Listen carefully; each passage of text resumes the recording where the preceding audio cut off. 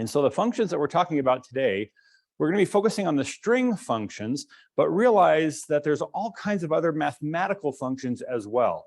So absolute value, square root, squaring a number. If you're in more in engineering space, there's stuff dealing with trigonometry and such. There's lots and lots of mathematical functions built in.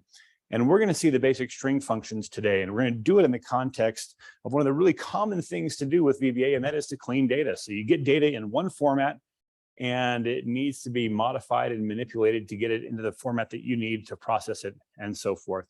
So let's just go ahead and jump in to look at what we might use for parsing strings. So here's pretty common. We've got here a full name separated by a comma and a space, and we're going to split that out into a first name and a last name. So let's just go ahead and open up our code editor here. I think I've already given us a sub procedure that is just set up to loop through. So we've written a loop similar to this several times in class. And so we're not just writing the loop from scratch. So what is this going to do? This is going to look at our sheet called transaction.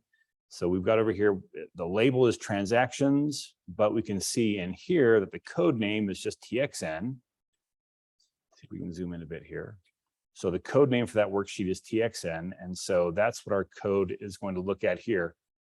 We're going to be looping until whichever row we're currently looking at, starting off at 2, until the value in column 1 of that, until the value in cell 1 of that column is going to be blank. We're incrementing row, and we're just right now printing off the value there in the second column. So that should just print off all of these names if I run this the way it is. Oh, and it's printing off also the row number that we're looking at as well. Any questions then? Are we ready to move forward? All right, so let's just look at the first one. To split this apart, there's a couple ways that we could do it, and we'll look at both of those ways, and maybe others as well. But first thing I'd like to do is I'd like to find out where is that comma located, and then we'll use the position of that comma to split the rest of this data out. So the first one that we're going to take a look at is going to be the instring function, INSTR. Instring function allows me to take, actually, the first argument is, it seems like a little out of order to me, but it says that it's a number. Where are we going to start looking in the string? So I'm going to put that as 1, start looking at the beginning of the string. And the string that I'm looking at here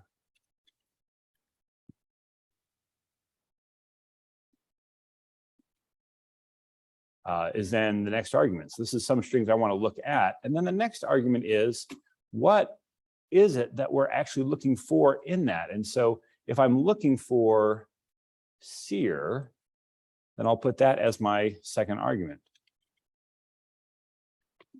or my third argument. And then that will then return the position of where one string is found inside the other string. So that should be the 11th character. So start at the 11th character.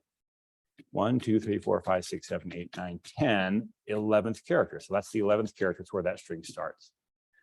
And so so in string finds the occurrence of one string inside of another. Now, if I look for Nephi here, that's going to not find it at all. Why doesn't it find Nephi? Yeah, because it's case sensitive. By default, anytime we're doing any kind of string comparison in VBA, case is going to matter. But the next argument here allows us to say, you know what, we can do this as a text comparison. And so that will ignore case. And so you have some flexibility about how it does the finding here. By default, it's going to be case sensitive. But if you tell it to not be case sensitive, do a text compare, then it will find it regardless of case. All right, so what I'd like to do inside this loop is, and we'll go ahead and declare another variable here. I'm going to call that variable position, POS. That's short for position. Dim POS as, why don't we say an integer? And then position equals in string. Now, INSTR. Okay, so now I want to find where the comma occurs in this. And so I'm going to start looking at the first character. I'm looking at column 2, whichever row I'm currently on, based on what value R is. So the first time through, we'll be looking at Chilton Brannon, whoever this is. And then I'm looking for the occurrence of that comma. Okay, and so you can go ahead and move down my print so I can just kind of tack on the position on the end of that. So if I run this again, that should just print off where that comma is found in each one of those names. And so if I look down here towards the end, Talent Gardener, that's the 8th position. Should be 1, 2, 3, 4, 5, 6, 7, 8. Yeah, so far so good. All right, so now I just want to use that to be able to take off the first name. So let's see. That's pretty straightforward. So I'm going to write this into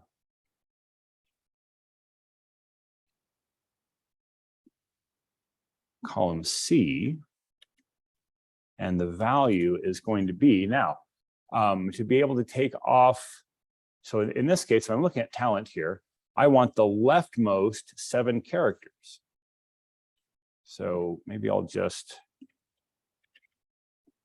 take that name there and use the left function. So built in part of the VBA language is this function called left.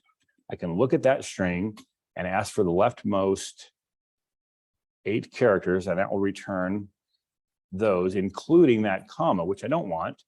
I'm going to want the leftmost 7 characters. Whoops. Leftmost 6. Oh, no, I got it right. 7 was right.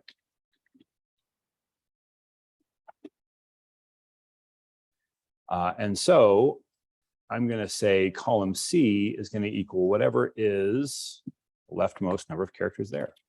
So left, looking at whatever is in column B, starting at, and I want, how many characters do I want? I want my position -1. So position is giving back the position of the comma. I don't want the comma, so it'll be position -1, which should now fill in the first name into that column. I'll go ahead and run it and we'll see if that does it right. Yeah, looks pretty good. I don't have a trailing space on that. And just check, make sure there's no leading space, no leading space. So it looks like we got the first name pretty good. Questions? What function should I use to pull to do the last name? Oh, that is the last name. Is that the last name? Well, that's the first name. Well, that's the last name. It's first name. I think I just put the last name in there. So, yeah, so that's good. Instead of doing that, let's go ahead and just put this in the right column. So this belongs in column D.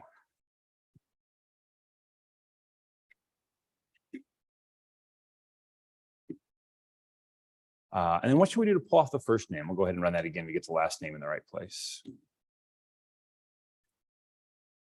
So any thoughts on the built-in function we should use for pulling off the first name? We got the last name now.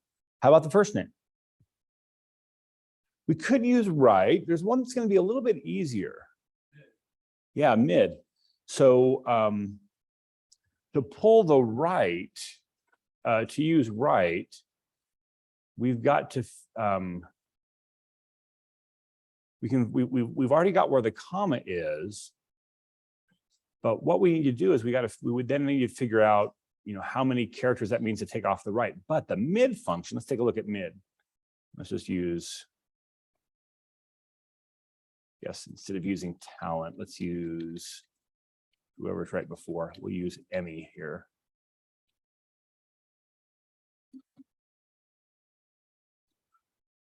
Okay, so if I use the mid function allows me to look at the middle of a string, starting at a position and then taking a certain number of characters. So let me look at the mid of this Emmy Franciscioni.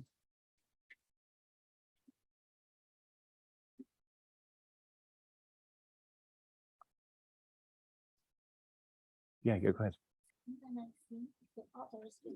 Oh, thank you. Stop share. Share screen. That's good to know because it means I've been recording the wrong screen. Share screen 1. Okay.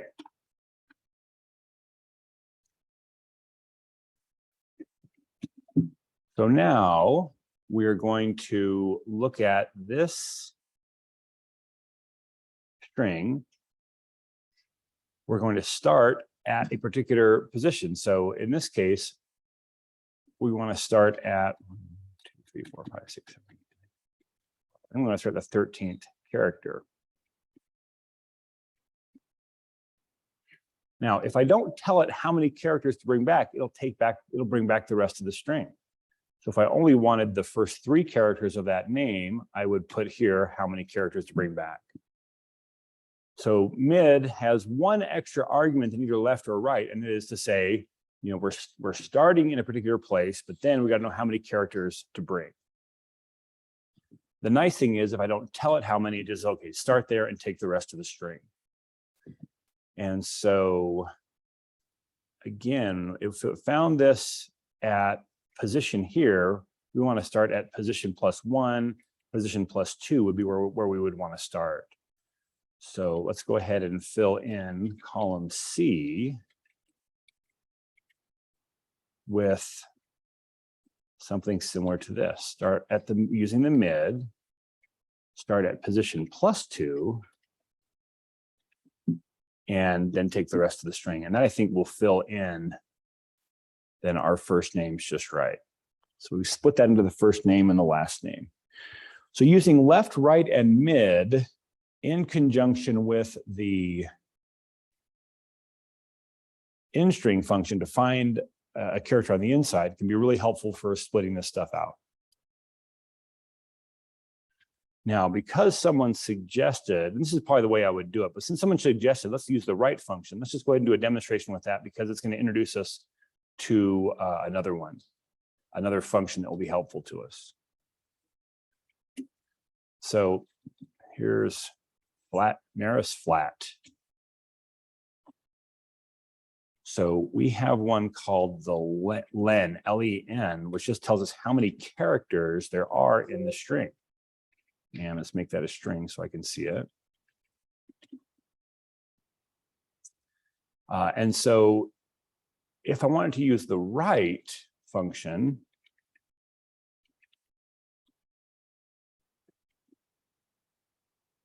then I could say, well, I'm looking at this string and my position, what would my position be on this one? 1, 2, 3, 4, 5, 6. So position would be 6. So it would give me 6 here, but what I want is I want the whole string except for those first characters. And so to know how many that I'm going to take the length of that string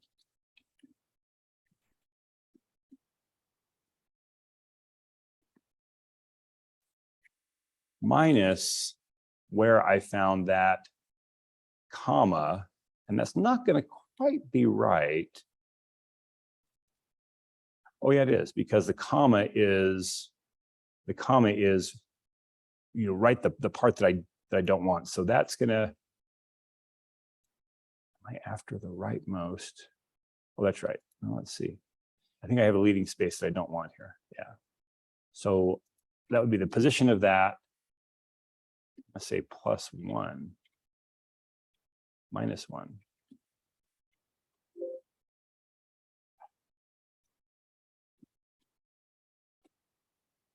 And that gets that without the leading space. So another way to get at this same one is to use the right.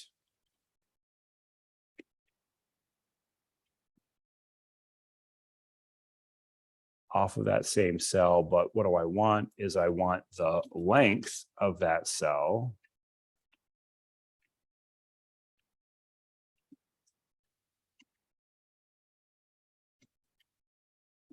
minus my position minus 1.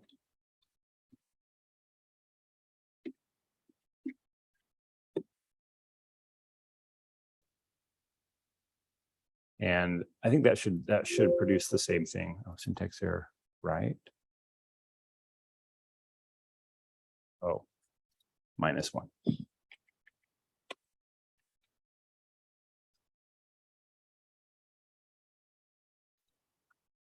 And that puts that in, and again, it looks like we got the spacing just right.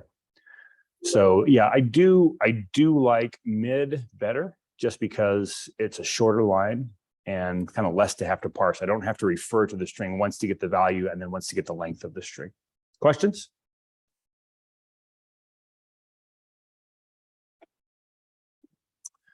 All right, let's take a look. And maybe what we'll just do here is change the format of the phone number. So this is a pretty standard way to write a 10-digit phone number. Another standard way to do it is to put the area code in parentheses followed by a space, and then the 7-digit phone number with a hyphen between. So let's go ahead and do that. So let's see, maybe I'll put some comments in here. So this is last name, first name.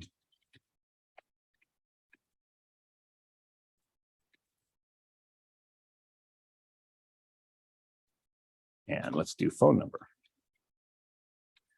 Okay, now what I wanted to introduce you to with the phone number is this one. I've got like 3 different parts of this number all separated by this hyphen. And so that's really one that kind of yells to me that it would like to be done with a function called split.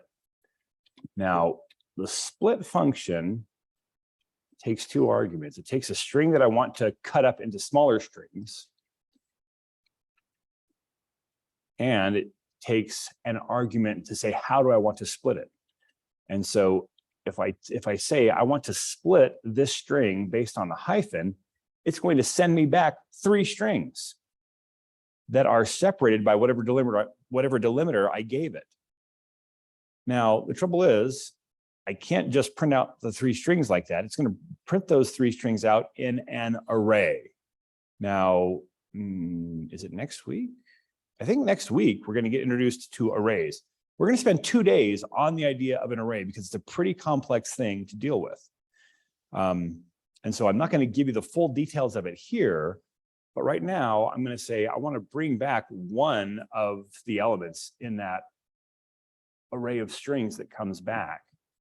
And so I'm going to say, give me the number 2 item. And that then says, take that string, chop it up into little strings based on the character I gave it, and then bring me back the number 2, 1. Wait a minute, which did that bring back? Did that bring back the second one? It brought back the third one. And the reason is because it's one of the weird things about arrays is that they start counting at 0. So the 0th position is the 202. The number 1 position is the second one. And then the number 2 position is that third one.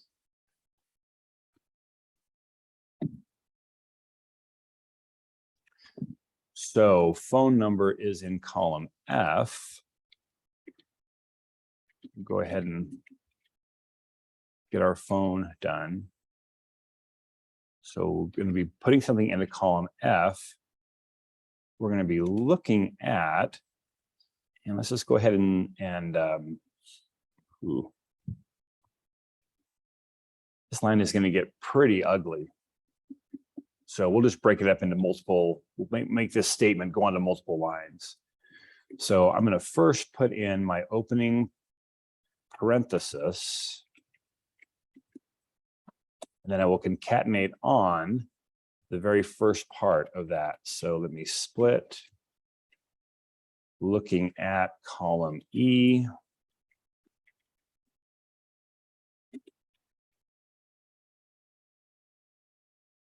Split column E based on a hyphen.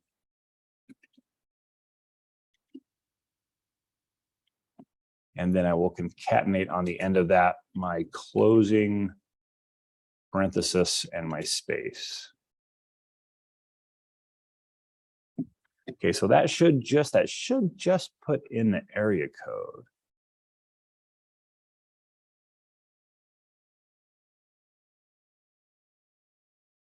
I'm trying to think if it's going to try to take that number, and I think it'll be okay. Ooh, type mismatch.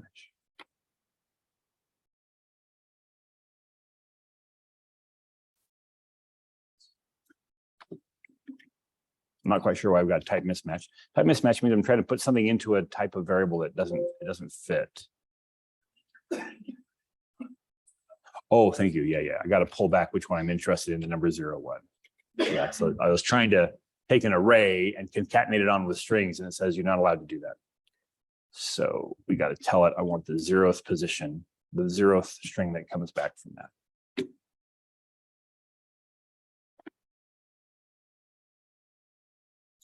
Now, it's changed within the negative numbers. Why did it do that?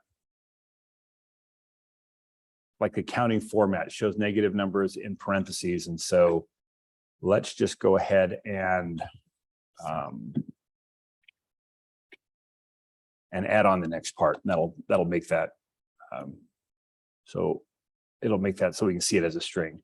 So I'll concatenate on, and then I'm going to break this onto a new line. Line continuation character is a space and then an underscore. And that allows me to take this same statement and break it onto multiple lines. So here, this part is giving me the area code, and then I'm going to concatenate on the next part of that. So here, I'm just going to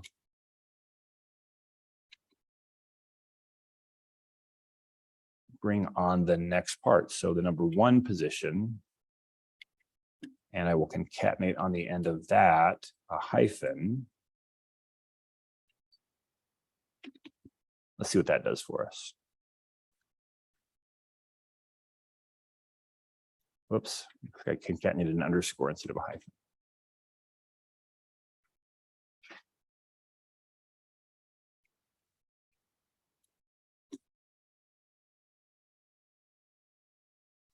So that's looking pretty good. And I just want to now add on the 3rd element of that.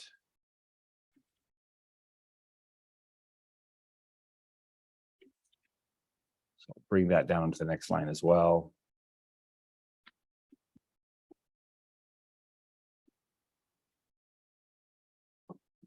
And we're almost there.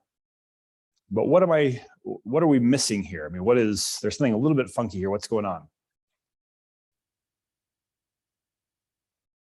It's not quite that standard format. What do we have? We have an extra character in it. What character is it that's extra? There's like a space at the beginning. So it looks like the data, the way this came in, we've got a space at the beginning of each of these numbers. Yeah. Well, fortunately, there's a function that can deal with that for us, and it's called trim. So trim, we've got a string with lots of spaces either at the beginning or at the end, and I trim it. It'll just take off leading and trailing spaces. So I'm just going to wrap the trim around whatever comes back from this part right here. So I'll just come right in there and say trim, and then put my closing parenthesis after I tell it to take the 0th position, because this part right here is what's bringing back just that area code. And so that should get rid of the space that's in the beginning of the area code.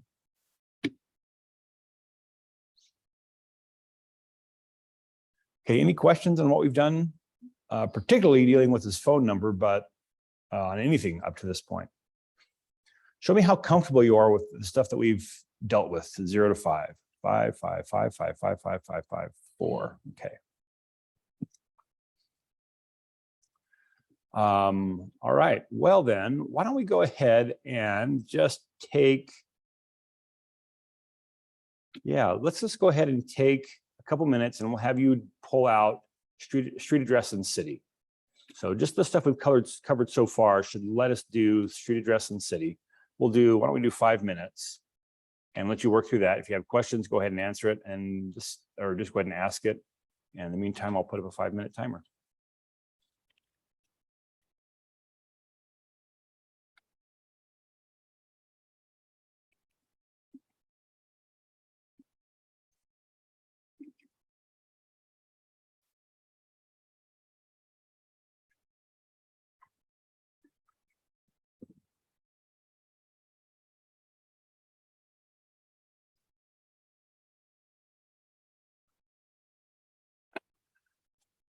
Okay, so we're trying to take this address in G and split it out to street and city.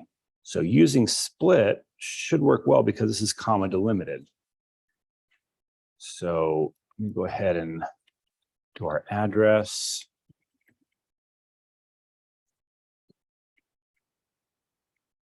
So we're writing in EFG. We're writing into H. Yep, writing into H. And we're going to split G and take the number 0 element.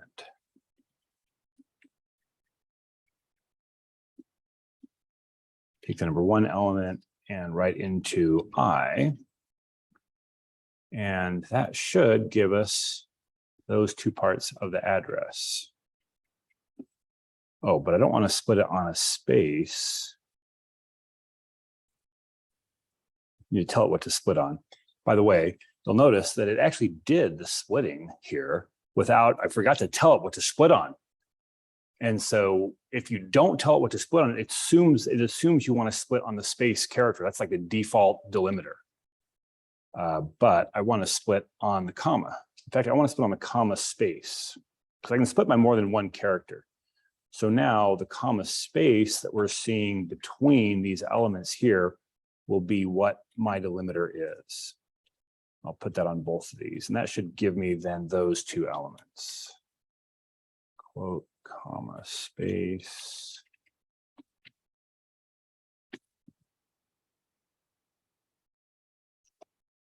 Okay, so far so good. But now I've got to split off the state and the postal code.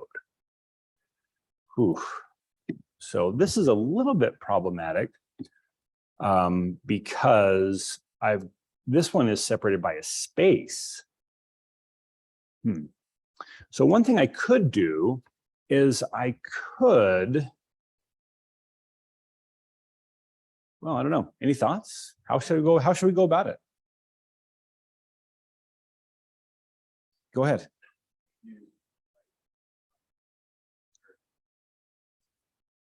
Ah, okay. So what you're saying is I can just pull off the rightmost 5 characters here, and then for my state, put everything except the rightmost 6 characters, and that would get rid of that space. That's a really good way to do it. I would do it that way, but it doesn't let us show anything new, which is what I want to do here. And so what I'm going to do is I'm going to look for where this, I want to find where that space is. Now, the trouble is looking at the whole string, or maybe just looking at the state. That'll be a little bit simpler. Let me go ahead and make another variable up here. I'm going to call it state zip.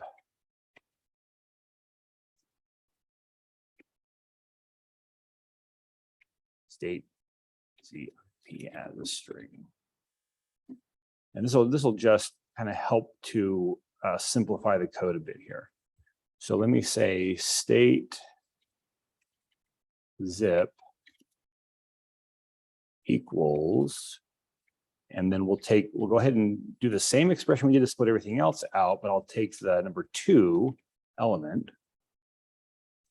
So now I just got to figure out how to split that. Now, my first thought would be just split again based on the space, and that would work okay until I got to a state that has a space in it.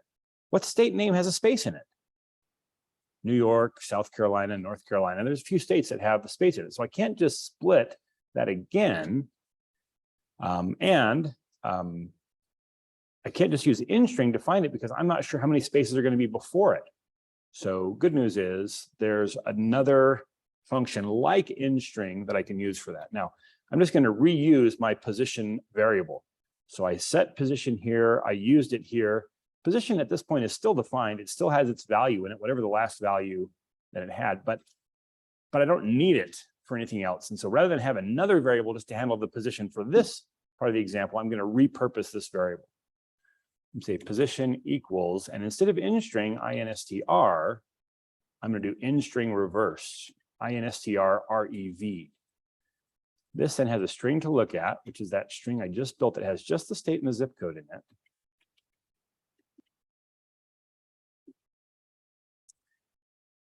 And I'm going to tell it to look for a space. And so what that will do is that will look for it does the same thing as in string, but instead of starting at the front of the string and looking forward, it starts at the back of the string and then works the other direction. But it reports to me where that substring is found inside the main string. It reports that in the number of characters from the front. It doesn't, even though it's looking from the reverse, it doesn't tell me how many from the end. It tells me how many from the front it finds. So now I should be able to use that position to split. Let's see, HI. So J and K should be the next two. So J should be everything from the left of state zip, beginning at my position -1. And then JK should be the mid of state zip, looking at position +1. Just a space that separates those, I think. Well, let's run that and see if it does it.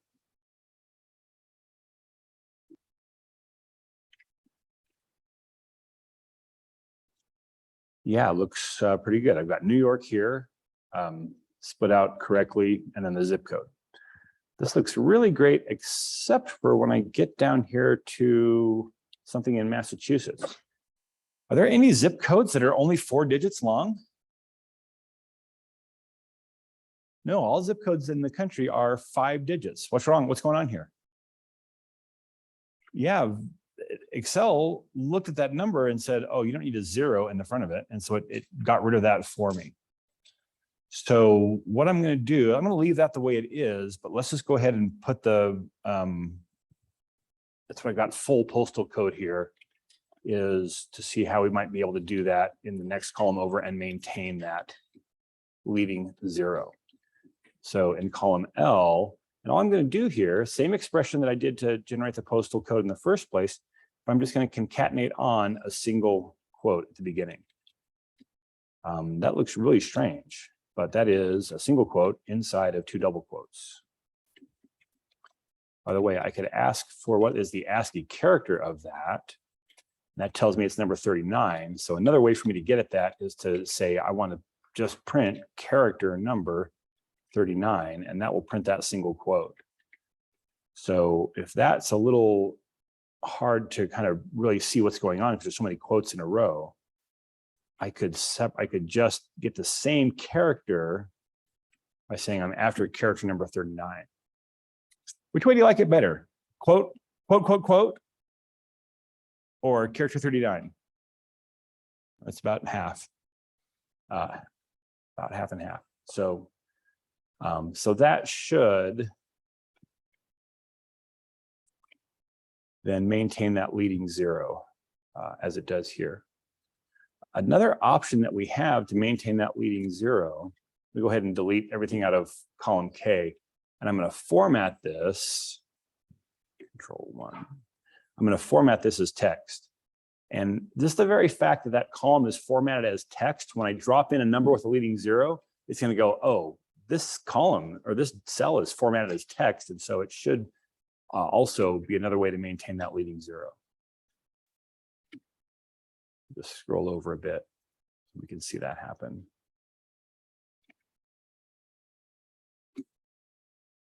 And so now, just because I formatted that as text, it maintains the leading 0.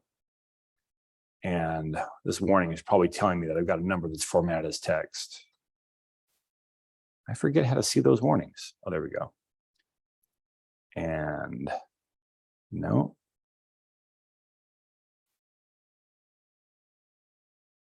Anyone know what I have to do to see what that little triangle means? It's this triangle here. The number in this cell is formatted as text or preceded by an apostrophe. Thank you.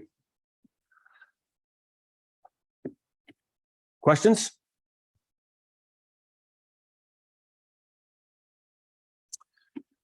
Our next little example here is one that we actually dealt with last time we got together.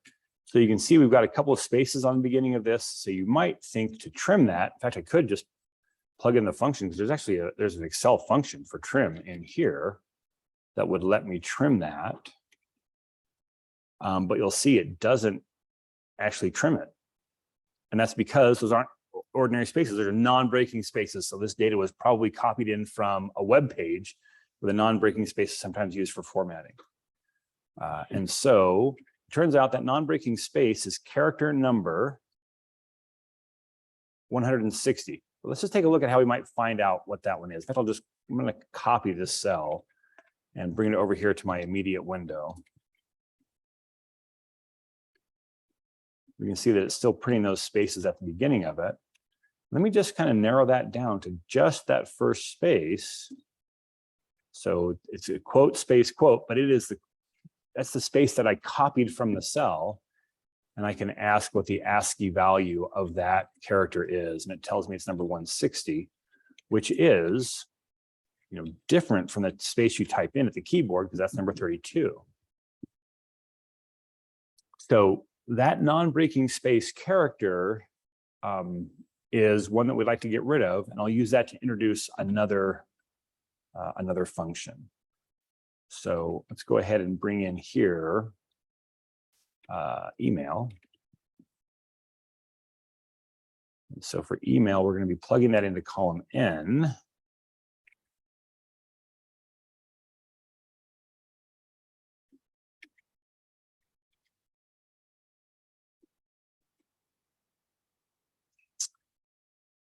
And before I do this, let me explain to you the function that we're about to use.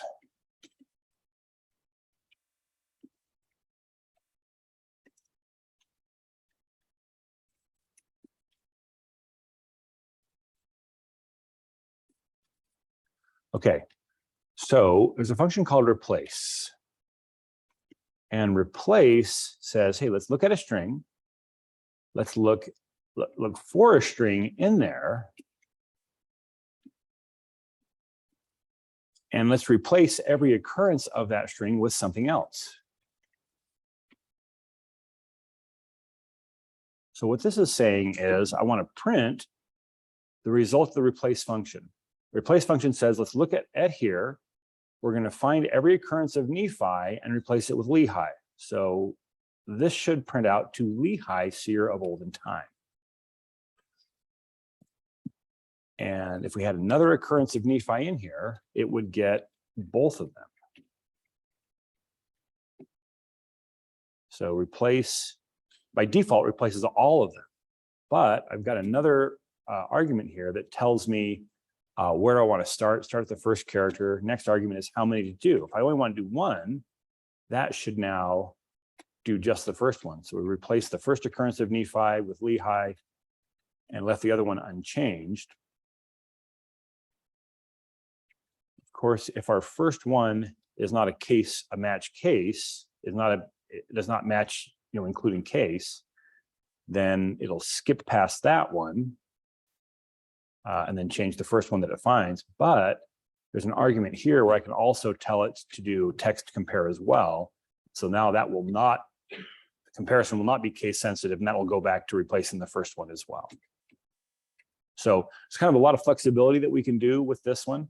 The vast majority of the time that I use this, it's just these first three. I'm replacing every occurrence, these first three, every occurrence of this string with this one, which is what I want to do here, is I want that, let's see, we're now writing into N. So I want to put something into N. What is it going to be? It's going to be replace, look at column M, look for every occurrence of character number 160 and replace it with an empty string. And so that should now put in the email without those leading non-breaking spaces.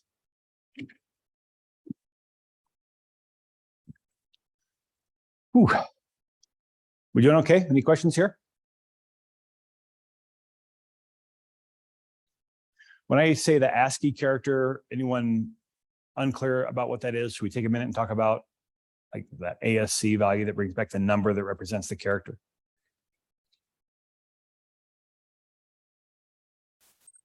Yep. Trim doesn't do it. And the reason that trim doesn't work, let's just go ahead and do it with trim, is that trim is specifically looking for space. And character number 32 space. So if I tell this to trim, those non-breaking spaces are going to remain there. And it's because trim says we're doing the space character. And these aren't the space character. These are character number 160, which is a character that just doesn't have any ink to it. That's why it doesn't break. That's why when you use that character, like in a string, it can't break because it's not a space. It's just a character it's like an invisible character. Yeah, so that's one that can be frustrating because for all the world, it looks like a space. In fact, it's a non-breaking space. It is a space, but trim is totally incapable of dealing with it. By the way, there are a couple other versions of trim.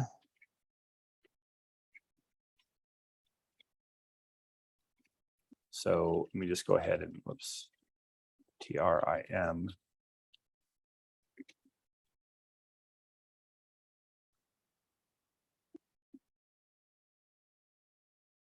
And let me go ahead and concatenate an X, capital X in the beginning and the end of this, just so we can see the spaces.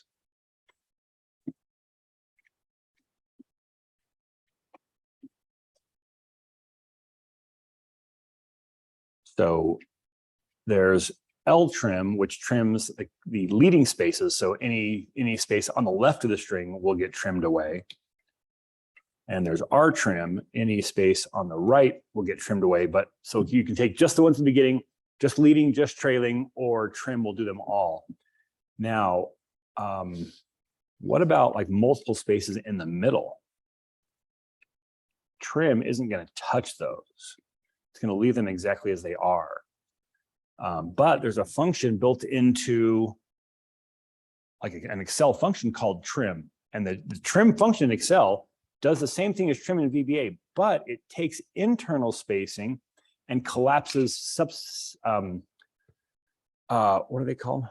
Not subsequent, adjacent spaces. So if you've got multiple adjacent spaces, it collapses them down into a single space, but there's no function built into VBA that does that.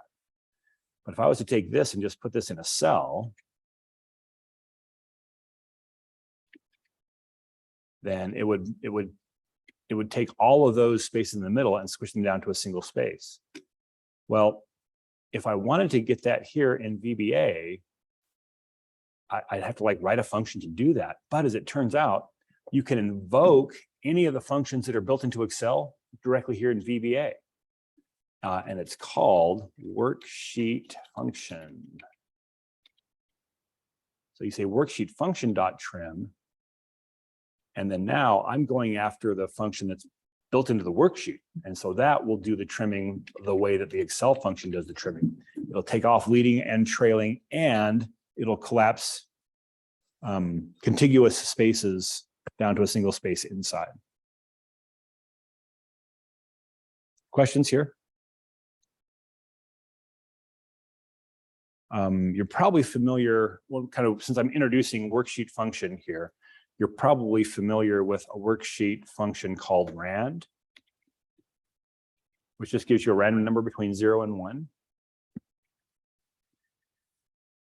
And if what I just told you was true, I should be able to print that out here as well. Question mark, worksheet function dot rand, but there is no rand. There's rand array, rand between, and link, but rand is not here. And the reason is if there's a worksheet function that is identical to a function that is implemented in VBA, you can't invoke the worksheet function. It's not available.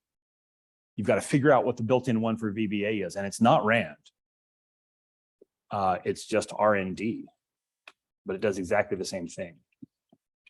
So RND is the VBA function that returns the same, does the same thing that RAND does in the worksheet.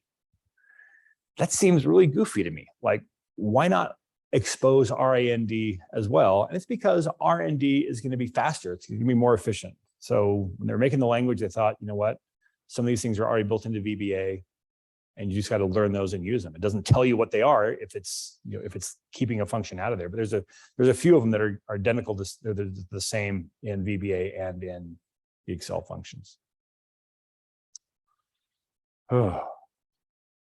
Okay, questions? Yep. I just invoked the RND function and got the exact same number as you. I wonder, is that... Whoa, you got the same one? What are the chances? Yeah. Let's do it again. Do it again. Did you get the same one I got there? Man, we got to go to like Las Vegas today, you and me, road trip. So it turns out getting something random in the world of computing is a really difficult thing to do. It's really hard because, you know, these computers are deterministic. And so what happens with random numbers is there's a I'm not sure actually where it's implemented. I think it's probably implemented as a part of VBA. That's a random number generator, and it really isn't random at all. What it's doing is it's a really complex function that when you feed a number into it, like I'm feeding this number into the random number generator and it's producing this one. The result of this one, the next time I run rand, it's going to take the result of the last time it was run and it will feed it in again. And when I put this into it, this is what it gives me out. And it's a pretty good simulation of randomness, but it's deterministic. So, and it's kind of nice to be able to generate the same sequence of random numbers if you're testing something. But if you really want to make it random, then there's another function, you'll just do this with me, called randomize. And what, I don't print it though, I think I just run it, randomize. What randomize does is it seeds the random number generator with the number of milliseconds that have transpired since midnight on the computer that it's running on. And so it's going to kind of, you can think of the random number sequence here, this long sequence of random numbers. And what I just did by running randomize is I jumped somewhere else in the middle of it. And so now, if we both run rand again, we will not get the same value. And the fact that that one is so small is coincidental.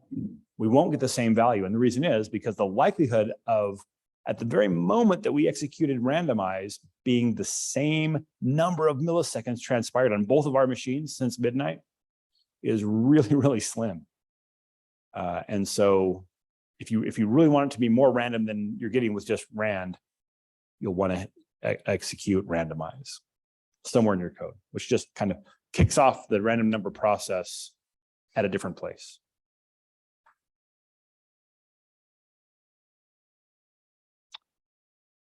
Okay, let's look at what else we have to chew on over here in our transactions. Oh wow, not that many more to go. So so here, most likely we got some kind of car information. So there's a model, then and then some transaction numbers here. So I don't know that we're getting into the transactions or not, but here is a VIN. Any of you work like in the automotive industry? Like you're like know VIN numbers inside and out? because VIN numbers have a lot of data coded in. If you like know VIN numbers, you can look at a VIN number and you can tell all kinds of things about the car that VIN number is. Like we can look at this VIN number and we can tell who the manufacturer of the car is. We can tell the country it was made in. We can tell the year the car was manufactured, sort of. But I don't remember how to do it. If only we had some connection to a worldwide network of information.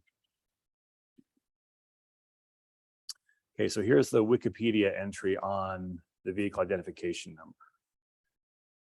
Let's look for WMI, World Manufacturer Identifier.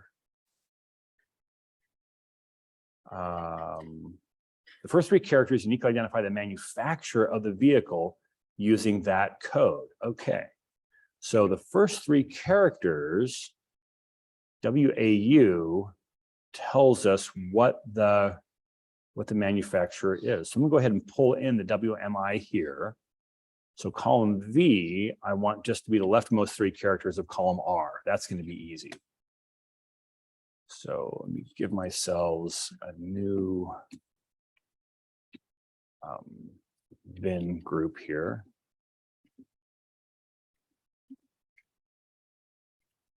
And V is going to be from R. So column V going to equal the leftmost three characters of column R.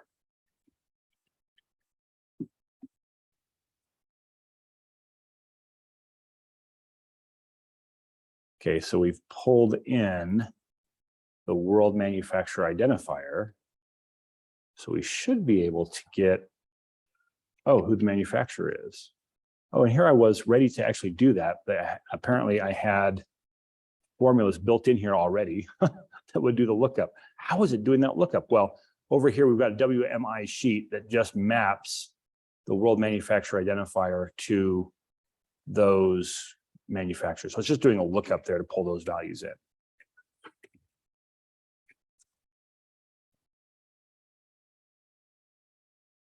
So let's pull the year digit. The year digit, I think, is the 10th digit. Let's just take a look. Model year encoding is the 10th digit. And again, so if you look at the 10th digit and it's an L, that tells you the car was made in 1980. If it was an M, it was made in 81. If it's a 1, it was made in the year 2001 and so forth. So looks like I've already got the lookup built on this one as well, but so just pulling out the 10th character, put that in column W.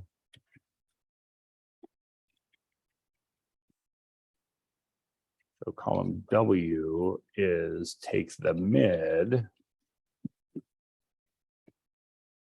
of R, looking at the 10th character and taking just one character.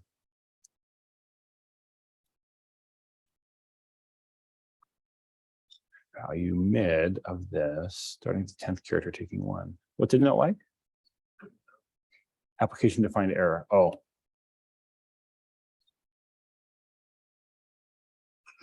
Oh yeah, it doesn't know what one is. And that is, I forgot which column I'm on. That's going to W. Here we go. So that's pulling off the 10th character here. That's the year digit. So we know that car was made in 2010. Unfortunately,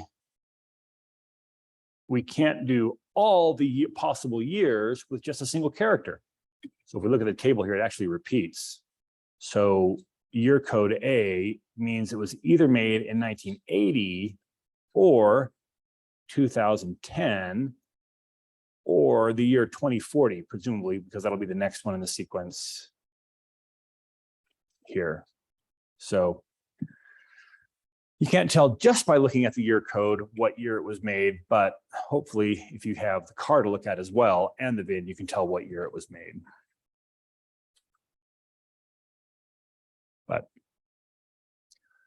Okay, so that's the string functions that I wanted to deal with, and that's all the example that I have here today. Let's just kind of look at a couple of the numeric functions. So there is SQRT, is that what it is? Maybe it's just SQR square root. There we go.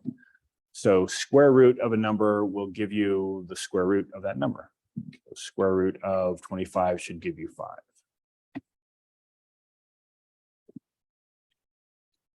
26 should give you some longer number. Absolute value, ABS, will just give you the positive version of a number. So whether it's negative or positive, will give you the same one.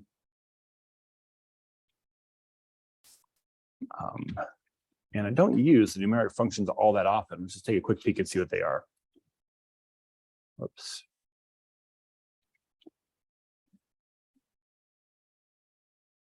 Excel, VBA.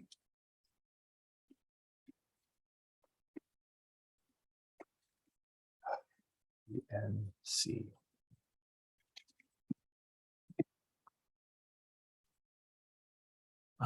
Fix, okay. Some others that I think are useful here. They're all useful if you need them, but ones that I use quite a bit are the convert functions. So convert to DBL. So if I give something that is a string, I can convert that to a double precision floating point number. There's convert to int as well, convert to long and so forth. Let me go back to convert to double. So if I have a string that's a date, 1/1/2022, convert that to double. Let's convert that to a date. And then once it's a date, CDBL, I should be able to convert that to a double precision floating point number. So here's a string that I've converted to a date and then converted to its underlying numeric representation.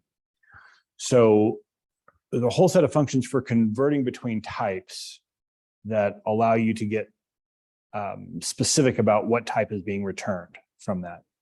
So if you've got something that's a string and you need to treat it like an integer, as you might need to do in this case, what is this going to give me? If I take, first of all, as it turns out, when we've done string concatenation in the past, we've done it with the ampersand character. So that should just concatenate those two together. But if I put a plus in there, that's also going to concatenate. If I take two strings and try to add them together, it's going to say, oh yeah, we just want to concatenate those. Well, if I have a string version of 4 and a string version of 2, and I add those together, it's going to do a string concatenation. And so it might be important for me to say, wait a minute, I know that's coming in as a string value, but I need to convert it to an integer.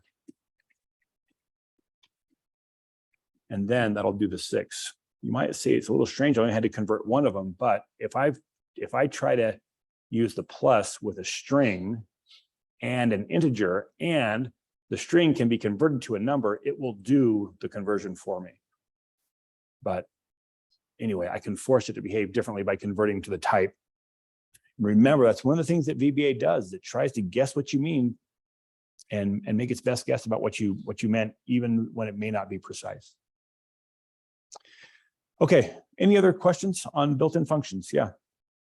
What happens if you put the 2, so you do quote, for quote, plus quote, to quote?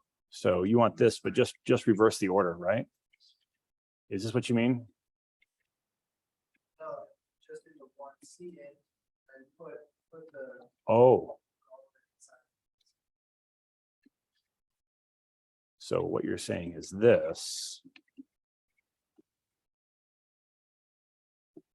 That's 42 again, because it will work from the inside out. So it'll do this as it normally would.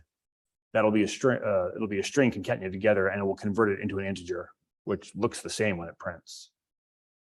I think this one is this one should also do the math. Yeah, so the order, which one's first doesn't matter here. But for sure, yeah, this has got to, that will do the concatenation first and then convert it into a number. I guess the one thing before I dismiss you is that we have coming up, midterm exam is coming up pretty soon.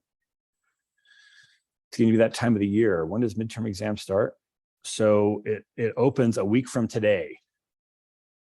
So it will cover up to everything, including what we cover next Monday. And you will have till the end of the week, Friday, to take it. So it's open for that Monday through Friday. That last day, Friday, is a late day. So you will pay $5 for the privilege of taking that. So the test is going to be multiple choice in the testing center. So just realize that's coming up, which means I probably got to get that test over there before too long. So, okay, questions? There should be a study guide. Where's the study guide? Is it here? I have a study guide written for that. So, oh, here it is. It's on last Wednesday. I'm not sure why it's there, but that's this Wednesday. Oh, I guess it's there because we're getting close to the midterm. So yeah, so that is just a Word document that will kind of take you through the kinds of things. In fact, what I did was I went through our book and I kind of went chapter by chapter, the stuff that we've covered. And I said, all right, here's something that I think is important. So I basically list in the study guide everything I think is important to know. Then I went through the study guide and said, all right, I'm going to make the test now. How do I make a question that tests that, that tests that, that tests that? So studying that study guide is going to be kind of your best guide to doing a good job on the midterm. And we'll probably talk a little bit more about that midterm as we get a little bit closer to it. I did not think of a question for everything in this study guide. So everyone's not going to be there, but that's where you're going to pull the information from. All right, folks, thanks for coming. We'll call that good for today, and I will see you on Wednesday.